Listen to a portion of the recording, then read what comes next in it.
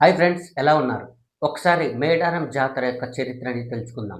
ఇది 12వ శతాబ్దంలో కాకతీయ కాలంలో జరిగినటువంటి ఒక యదార్థ గాథ. కాకతీయ రాజు ప్రతాపరుద్రుడి కాలంలో జరిగింది. కాకతీయ రాజు ప్రతాపరుద్రుడి యొక్క రాజ్యంలో మేడరాజు అనే ఒక రాజు ఉండేవాడు, గిరిజన రాజు. అతను అడవిలో వేటకు వెళ్ళిన క్రమంలో పులుల మధ్యలో ఆడుకుంటూ దొరికిన ఒక పసికందే సమ్మక్క. ఆ సమ్మక్కని తను ఇంటికి తీసుకొచ్చుకొని పెంచుకుంటున్న క్రమంలో చిన్నతనం నుంచే సమ్మక్క గాకు పసర్లతోని గ్రామస్తులందరికీ వైద్యం చేస్తూ ఉండేది.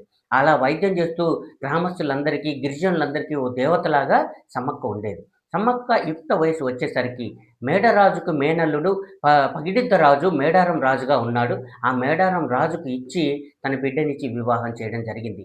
కాకతీయ రాజు ప్రతాపరుద్రుడికి సామంతరాజుగా ఉన్న రాజే పగిడిద్ద రాజు. పగిడిద్ద రాజుకి సమ్మక్కకిచ్చి వివాహం జరిగింది. వివాహం జరిగినంక వీరికి ముగ్గురు పిల్లలు. ఒకటి సారక్క, రెండోది నాగులమ్మ, మూడోది జంపన్న.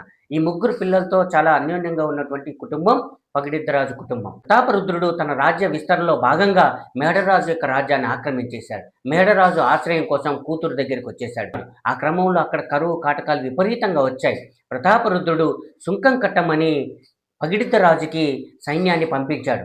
అక్కడ సుంకాలు కట్టలేమో, మా వల్ల కాదు అని చెప్పేసని తను రిటర్న్ చెప్పడంతో ప్రతాపరుద్రుడికి కోపం వచ్చి వేల మంది సైన్యంతో మేడారం పైకి యుద్ధానికొచ్చాడు. యుద్ధానికి వస్తే ఏమాత్రం తల వంచక పగిడిద్దరాజు యుద్ధానికి అంతా సైన్యాన్ని సిద్ధం చేసి తమ వద్దున్న బాణాలు, కత్తులతో యుద్ధానికి తిరగబడ్డాడు.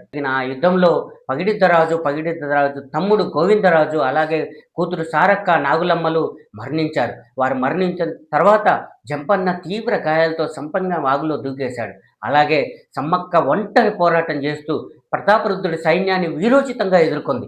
ఆ క్రమంలో ప్రతాపరుద్రుడి సైన్యంలోని ఒక సైనికుడు దొంగతనంగా వెన్నుపోటుతో సమ్మక్కని వెనక నుంచి పొడవడం జరిగింది. ఆ గాయంతో సమ్మక్క యుద్ధం చేయలేక అక్కడి నుంచి చిలకలగుట్ట వైపుగా వెళ్ళిపోయింది. చిలకలగుట్ట పైకి వెళ్ళిపోయిన సమ్మక్కని వెతుక్కుంటూ గిరిజనులందరూ వెళ్ళి చూడడం మొదలుపెట్టారు. ఎక్కడ సమ్మక్క జాడ దొరకలేదు. ఒక నెమ్మలి నార చెట్టు కింద పసుపు కుంకుమల భరణిల రూపంలో సమ్మక్క దర్శనమిచ్చింది. దర్శనమిచ్చి ఆకాశవాణి రూపంలో వాళ్ళతో మాట్లాడింది. ప్రతి 2 సంవత్సరాలకోసారి ఇదే నాగశుద్ధ పౌర్ణమి నాడు మీ అందరి దగ్గరికి వస్తాను అని చెప్పేసి తను చెప్పడం. అప్పటి నుంచి గిరిజనులందరూ కూడా ఆ పసుపు కుంకుమ భరణులనే తమ తల్లులుగా భావించి తీసుకొని వచ్చి గద్దెల్లాగా ప్రతిష్ఠించుకొని అక్కడ పూజలు చేస్తూ వారి యొక్క ఆశీర్వాదాన్ని పొందుతూ వస్తున్నారు. సో ఈ విధంగా జరిగే జాతరే సమ్మక్క సారక్క జాతర. అలాంటి తల్లుల యొక్క జాతర ఈ నెలలో జరగబోతుంది. ఫ్రెండ్స్, మీరందరూ తప్పక వెళ్ళాలి. ఆ తల్లుల ఆశీర్వాదం పొందాలని మనస్ఫూర్తిగా కోరుకుంటూ థ్యాంక్ యూ వెరీ మచ్.